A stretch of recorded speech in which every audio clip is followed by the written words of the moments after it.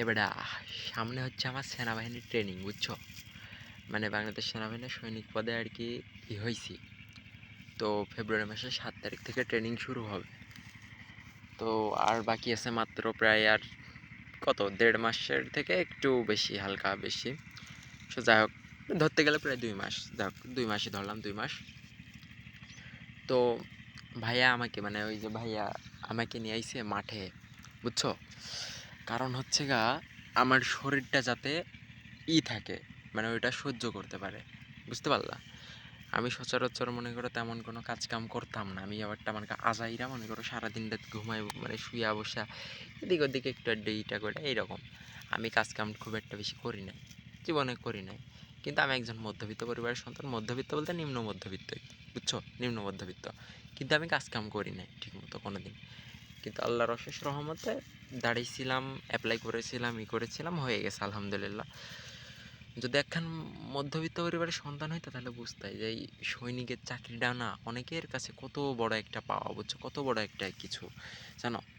হয়তো বাবার বাবার হোটেলে খাচ্ছ, অনেক বড় কিছু বাবা এনে দিচ্ছে খুবই, যদি নিজের যদি হইতো বুঝতা ঠেলা, বুঝছো? আমি এতদিন বাবার হোটেলে খাইছি, বাবার হোটেলে হয়েছি, ঝাড়েও শুনছি, কথাও শুনছি, অনেক কিছু। কিন্তু সব কিছু মিলায় আর কি এরকম মিশে। তো আমি আইছি মাঠে, আজকে কি রসুন লাগাইলো, তো মাঠে আইছি। মাঠে আইসা এই প্রায় সকাল কত 10টা সাড়ে 10টার দিকে এদিকে আসছি, 10টা সাড়ে 10টার দিকে, হ্যাঁ 10টা বা সাড়ে 10টা বা 11টা, যাই হোক এরকম টাইমে আসছি। আইসা তো আলহামদুলিল্লাহ আজকে মোটামুটি আবহাওয়াটা একটু ভালো ছিল, বা মানে বেশি একটা রোদ ছিল না। রোদ মাঝে মধ্যেই আপ ডাউন করছিল, নিভু নিভু, তাই অতটা বেশি হয় নাই। আর ভাইয়া আমাকে এখানে নিয়ে আসলো, বললো যে শোনো, যেখানে যেই জিনিসটা তুমি বাইসা নিছো, মানে আর কি যে যাচ্ছ, মানে এটা আমার খালাতো ভাই আর কি। তো বাইসা নিছো যেই জিনিসটা, সেই জিনিসটা কিন্তু কষ্ট আছে।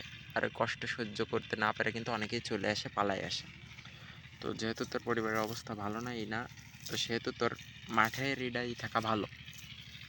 নিজের বডি যদি স্ট্রং থাকে, নিজের মানসিকতা যদি স্ট্রং থাকে, যাতে তখন আর ফিরে আসা না লাগে, বুঝছো? এর লাগে আমার আনছে। তো মুই এখানে আর কি আপাতত আছি। কাজ হয়ে গেছে, মানে লাগানো হয়ে গেছে, এই যে এখানে লাগানো হয়ে গেছে। তো আমি এখানে বসে আছি, ভাইয়া গেছে বাড়ি, একটু কাজ আছে। আর ওই যে দুইজন জন ছিল, মানে তারা লাগাইছে। তো তারা খাবার খাচ্ছে, ওই যে এখানে খাবার খাচ্ছে। আর আমি এখানে বসে আছি, এই যে এখানে বসে আছি আমি, এই ধান গাছের পাশে বসে আছি। বসে বসে করতেছি, তোমাদের সাথে যে কথা বলতেছি, মানে কি বলবো, ভাইয়া বললো যে আমি বাসা থেকে আসি একটা জিনিস নিয়ে আসি এর উপর একটু কিছু দিতে হবে, ওইটা নিয়ে আসতে গেছে। তো ততক্ষণ বললো যে ততক্ষণও আমি এখানেই থাকি যেন। আসলে এই যে সূর্য দেখছো না, যে সূর্য সূর্য মানে রোদ দিচ্ছে আমাদের, যে সূর্য, ওটার নিচেই দাঁড়ানো আমার মেন ট্রেনিং হচ্ছে এটা, বুঝছো? মেন ট্রেনিং হচ্ছে এটা, কারণ সেনাবাহিনীর ইসের ওইখানে অনেকক্ষণ না দাঁড়াইয়া, না বইসা, না করে থাকতে হইব।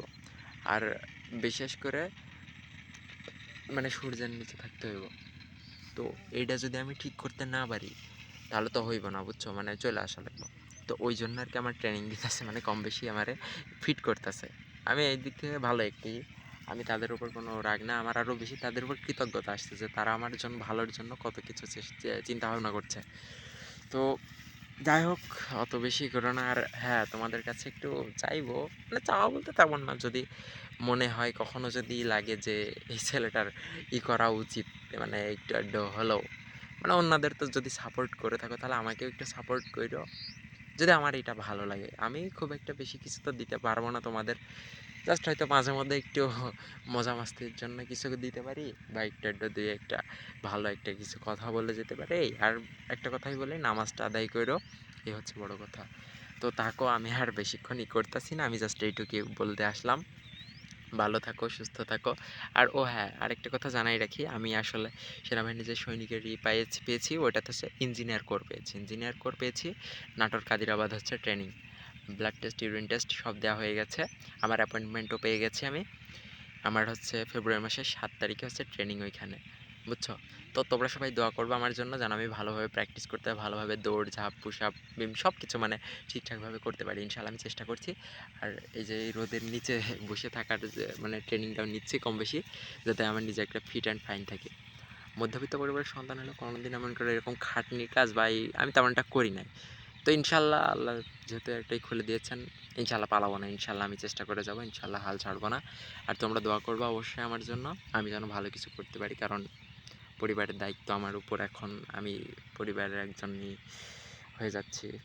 তো আপাতত তাহলে ভালো থাকো, সুস্থ থাকো, আল্লাহ হাফেজ। ঠিক আছে, আসসালামু আলাইকুম রহমতুল্লাহ বরকাত।